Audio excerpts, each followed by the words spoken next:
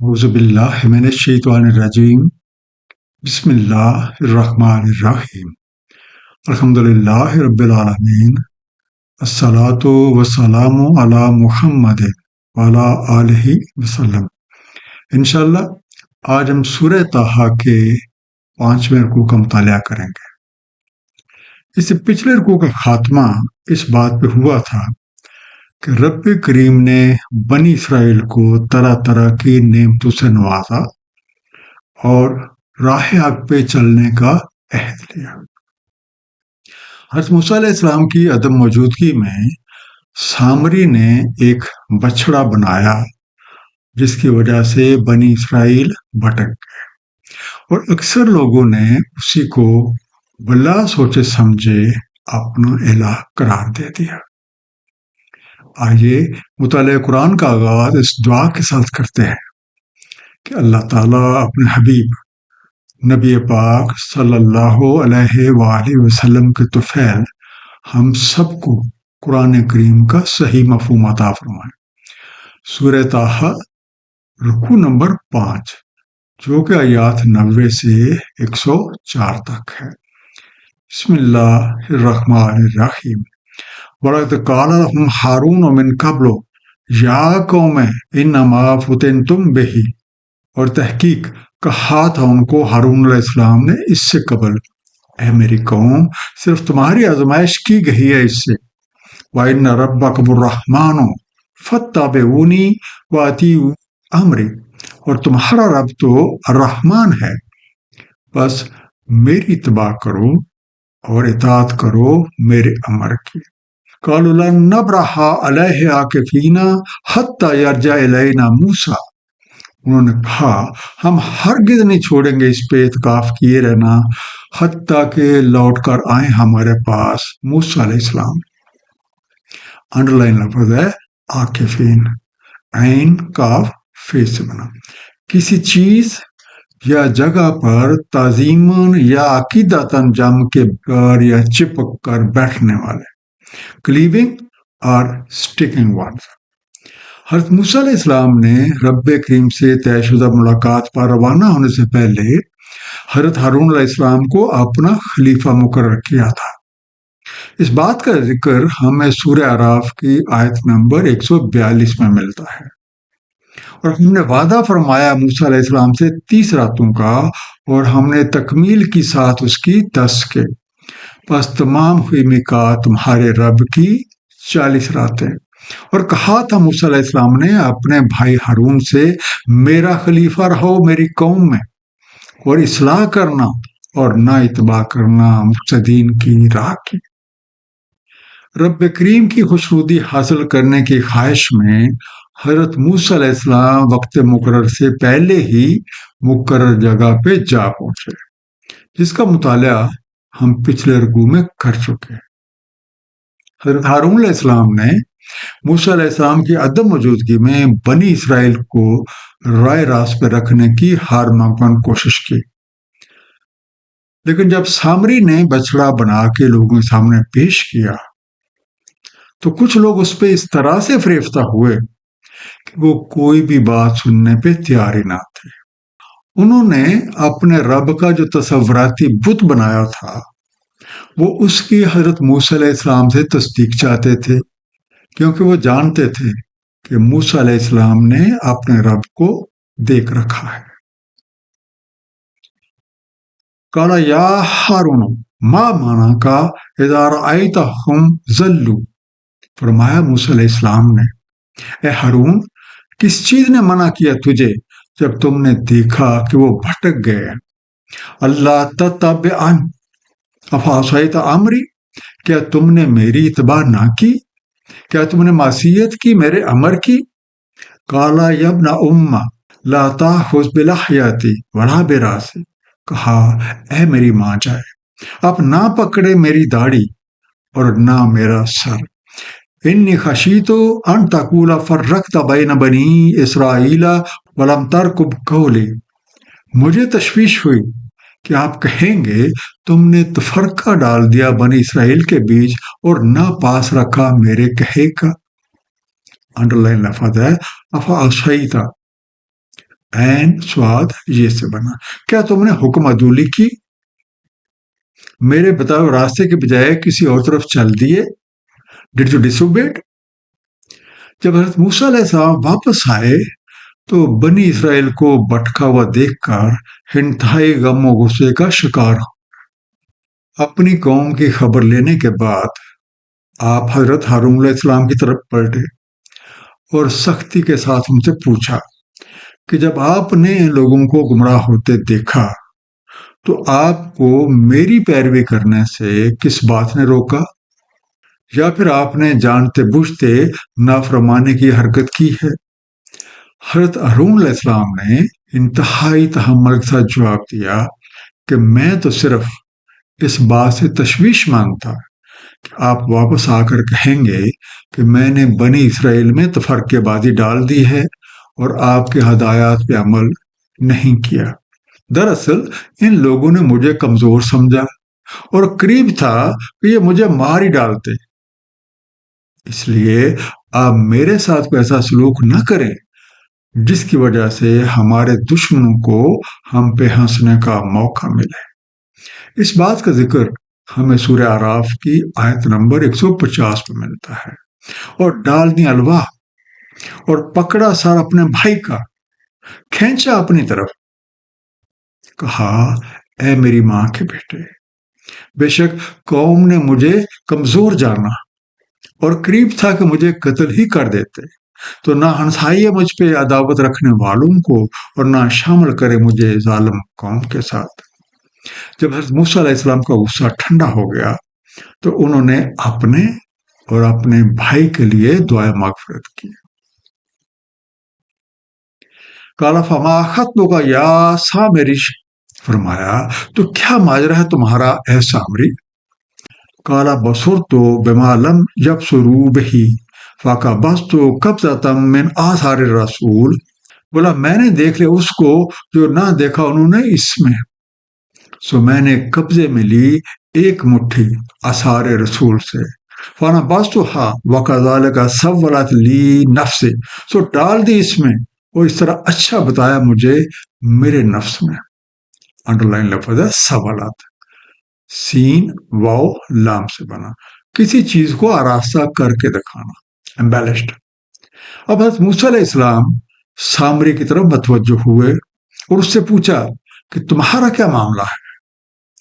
اس نے جواب دیا کہ میں نے ایک ایسی چیز دیکھ لی جو اوروں کو نظر نہ آئے، تو میں نے رسول کے نقش پا سے ایک مٹھی بھر لی اور پھر اس کو بچڑے کے دھڑ میں ڈال دیا، اور مجھے میرے نفس نے یہ کام بہت بھلا کر دکھایا۔ قال فاذهب فإن لك في الحياة أن تقول لا مساس، فرمایا تو جا، بے شک تمہارے لیے زندگی میں ہے کہ تو کہتا رہے نہ چھونا مجھے، وَإِنَّ لَكَ مَوْعِدًا لَن تُخْلَفَ، اور بے شک تمہارے لیے ایک وعدہ ہے ہرگز نہ خلاف ہوگا تجھ سے، وَانظُرْ إِلَىٰ إِلَٰهِكَ الَّذِي ظَلْتَ عَلَيْهِ عَاكِفًا، اور نظر ڈال اپنے الہ کی طرف جس پہ تو اعتکاف کیے رہا، لَنُحْرِقَنَّهُ ثُمَّ لَنَنسِفَنَّهُ فِي الْجَمِّ نَسْفًا، ہم اسے ضرور جلا دیں گے پھر ہم ضرور اس کی راکھ بکھیر دیں گے لہروں میں۔ لَنَنسِفَنَّ، نون سین فی سے بنا، ہم ضرور اسے ریزہ ریزہ کر دیں گے، بکھیر دیں گے، we will surely scatter it۔ حضرت موسیٰ علیہ السلام نے سامری سے کہا کہ جا، زندگی بھر تمہارے لیے یہی سزا ہے کہ تو یہ کہتا پھرے مجھے مت چھوؤ، ٹچ می ناٹ، یہ ایک ایسا وعدہ ہے جس کی ہرگز خلاف ورزی نہ ہوگی، اور جو کوئی بھی تجھ جیسا کام کرے گا اس کا یہی حشر ہوگا، اور اپنی جس تخلیق کو تم نے الہ قرار دے رکھا تھا اب اس کی طرف دیکھ، ہم اس کے ساتھ کیا معاملہ کرتے ہیں، ہم اسے جلا دیں گے پھر اس کی راکھ کو پانی میں بہا دیں گے۔ قرآن کریم کی شان یہ ہے کہ یہ نبیوں اور رسولوں کی زبان مبارک سے ان کائناتی قوانین کا تعارف پیش کرتا ہے جن کے تحت نظام کائنات چل رہا ہے اور ہماری حرکتوں کے فیصلے ہوتے ہیں۔ اس لیے ہم سب کو اپنے ارد گرد کا بغور مشاہدہ کرنا چاہیے۔ انما الہکم اللہ الذی لا الہ الا ہو، تمہارا الہ تو وہی اللہ تعالیٰ ہے، نہیں کوئی الہ سوائے اس کے۔ واسع کل شیء علما، وسعت میں ہے اس کے علم میں ہر شے۔ کذالک نقص علیک من انباء ما قد سبق، اس طرح ہم سرگزشت بیان کرتے ہیں تم سے پہلے گزری ہوئی باتوں سے۔ وقت اتیناک من لدنا ذکر، تحقیق ہم نے دیا ہے تجھے اپنے پاس سے ایک ذکر۔ ہے لوگو، یاد رکھو تم سب کا الہ حقیقی اللہ تعالیٰ ہے، وہی اپنی تمام مخلوقات کا حاجت روا ہے، اور اس کی شان یہ ہے کہ اس کائنات کی ہر ایک چیز اسی کے وجود سے علم میں آئی ہے، اور وہ ہر ایک کے احوال سے خوب واقف ہے۔ اقوام گزشتہ کے قصے بیان کرنے کا مقصد کوئی تاریخی واقعات بیان کرنا نہیں ہے، بلکہ یہ کہ لوگ ان سے عبرت حاصل کریں، کیونکہ جن وجوہات کی بنیاد پہ کسی فرد یا کسی قوم پہ کوئی عذاب آیا، آج بھی وہی قانون لاگو ہے۔ اس لیے اگر کوئی آج بھی ایسا فعل کرے گا تو اس کا انجام بھی انہی جیسا ہوگا۔ رب کریم کی یہ خاص کرم نوازی ہے کہ اس نے ہمیں اپنے پاس سے یعنی نصیحت اور حکمت سے بھرپور ضابطہ حیات یعنی قرآن کریم عطا فرمایا ہے۔ سورہ نحل آیت نمبر 44 میں ارشاد ہے، ہم نے نازل فرمایا ہے آپ کی طرف ایک ذکر، تاکہ آپ کھول بیان کریں لوگوں کو جو کچھ نازل کیا گیا ہے ان کی طرف، تاکہ وہ تفکر کریں۔ من احرض عنہ فإنہ یحمل یوم القیامت وزرا، جو کوئی اراض برتے گا اس سے تو ضرور اٹھائے گا یوم القیامہ کو ایک بوجھ۔ خالدین فیہ وسالہم یوم القیامت حملا، پڑا رہے گا اسی میں، اور برا ہے ان کے لیے یوم القیامہ کو بوجھ اٹھانا۔ یوم ینفخ فی الصور ونحشر المجرمین یومئذ زرقا، جس روز نفخہ ہوگا سور میں اور ہم اکٹھا کریں گے مجرموں کو اس روز چن دہائے ہوئے۔ زرقا زے رے کاف سے بنا، آنکھوں کی سیاہی پہ سفیدی کا چڑھے ہونا، آنکھوں کا نیلا اور بے نور ہونا، یا چندہائی ہوئی نظر کو بھی کہتے ہیں، بلیئر آئٹ۔ اب جو کوئی ذکر یعنی قرآن کریم سے منہ پھیرتا ہے وہ دراصل قیامت کے دن اپنے اوپر ایک بھاری بوجھ لادے ہوئے آئے گا۔ ایسے لوگ ہمیشہ اس بوجھ کا شکار رہیں گے، اور یوم القیامہ کو اس جرم کا بوجھ اٹھانا بہت تکلیف دہ ہوگا۔ چنانچہ جس روز سور پھونکا جائے گا، اس طرح کے مجرموں کو ایک ایسی حالت میں پکڑ کر اکٹھا کیا جائے گا کہ ان کی آنکھیں دہشت کے مارے پھٹی ہوئی ہوں۔ یتخافتون بینہم الا بستم الا عشرہ، چپکے چپکے کہتے آپس میں، نہیں رہے تم مگر ایک عشرہ۔ نحن اعلم بما یقولون اذ یقول امثالهم طریقۃ الا بستم الا یوما، ہمیں خوب معلوم ہے اس کا جو کہہ رہے ہیں جب کہتا ہے ان میں سے ایک مثالی طریقے والا، نہیں رہے تم مگر ایک یوم۔ یوما یہ واو میم سے بنا، ایک یوم، ٹائم آف ون فیس۔ قرآن کریم سے بے توجہی کرنے والے اور اس کی سمجھ نہ رکھنے والے مجرم آہستہ آہستہ ایک دوسرے سے کہہ رہے ہوں گے کہ تم دنیا میں صرف ایک عشرہ یعنی 10 روز رہے ہو۔ رب کریم کو ان کی باتوں کی حقیقت خوب معلوم ہے۔ اس وقت ان میں سب سے زیادہ محتاط اندازہ لگانے والا شخص کہے گا کہ تم صرف ایک یوم رہے ہو۔ یوم سے مراد دن نہیں ہے، بلکہ کسی بھی مرحلے کے شروع ہونے سے لے کے اس کے مکمل ہونے تک کی مدت ہے، چاہے یہ مدت چند لمحے ہو، چند گھنٹے ہو، چند سال ہو، یا سال ہا سال پہ محیط ہو۔ دوسری بات یہ ہے کہ ہر پلانٹ، ہر سولر سسٹم، ہر گلیکسی، ہر کلسٹر، سپر کلسٹر اور یونیورس میں ہر ایک کا ایک اپنا یوم ہے اور ہمارے لحاظ سے اس کی مدت مختلف ہے۔ ایک مختصر سا خلاصہ اس رکوع کا، حضرت موسیٰ علیہ السلام کی عدم موجودگی میں ہارون علیہ السلام نے جب بنی اسرائیل کو بھٹکتے دیکھا تو انہیں رائے راست پہ رکھنے کی ہر ممکن کوشش کی، لیکن اکثر لوگ سامری کے بنائے ہوئے بچڑے پہ کچھ اس طرح سے فریفتہ ہوئے کہ وہ کوئی بھی بات سننے پہ تیار ہی نہ تھے۔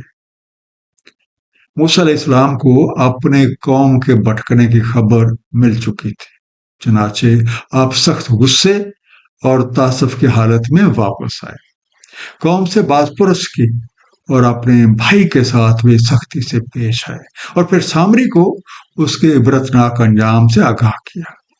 اقوام گزشتہ کے قصوں میں عبرت کا سامان ہے، کیونکہ ماضی میں جن وجوہات کی بنیاد پہ کسی فرد یا کسی قوم پہ عذاب آیا، آج بھی وہی قانون لاگو ہے۔